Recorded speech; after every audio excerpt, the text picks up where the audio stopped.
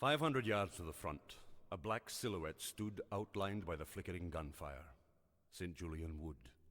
The land in between had been blasted and shattered and raped, and concealed between black smoking craters, the gates of hell gaped. Canadian soldiers stood waiting for word to advance, their minds drinking in this grim vision of beautiful France, while their ears cringed in mental discomfort and physical pain at the noise of the barrage that screamed around wipers again.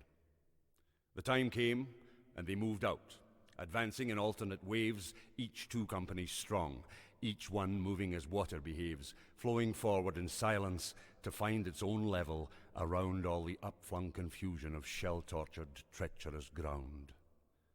In spite of the darkness of midnight, the going was good, so that still undetected, their front rank came close to the wood, and then, just as the forest developed a visible edge, they ran into the French farmer's border, a strong, healthy hedge.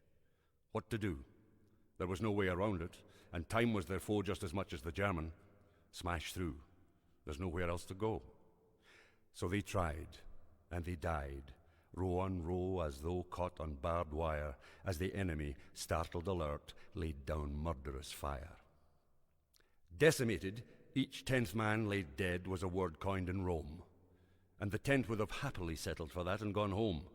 But the hedge all around them confined them, and try as they would, they had no way but forward to go, to St. Julian Wood. They were out of the hedge now, and into the enemy trench, swinging bayonet and rifle butt, covered in mud, blood, and stench, and then out of the trench, and on up to the edge of the trees, where the enemy, hidden by tree trunks, could snipe them with ease. But the surging Canucks were demented by now, men possessed by one single and burning incentive, to clean out this nest of demonic and venomous hornets, this devil-spawned brood who were trying to stop them from taking St. Julian Wood. And the Hun staggered backward, his dead lying heaped on the ground. Hundreds tried to surrender, appalled by the fury they'd found in these madmen who fought like blind furies unleashed by the gods, coming forward and winning in face of incredible odds. But then, somehow, the stunned German infantry rallied again and perceived that these demons who tore at them really were men.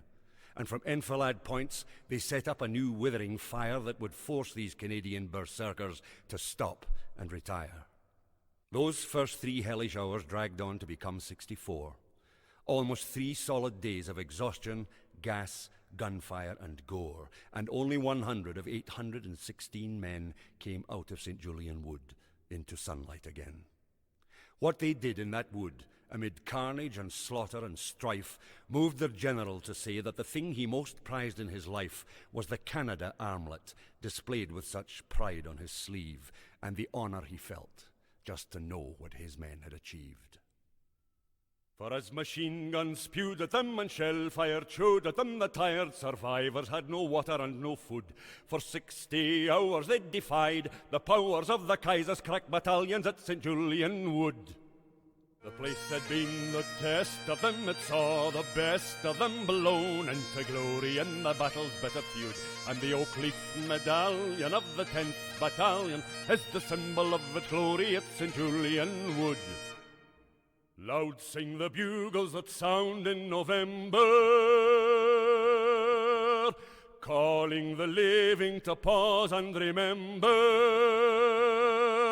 Arthur, Lowry, Ormond, Boyle, comrades resting after battle's toil. When the musket's sparkling and the pibroch's darkling melody brings goose flesh and a tingling in the blood, you know the rank and file, the brethren of the Highlanders are reliving the glory of St. Julian Wood.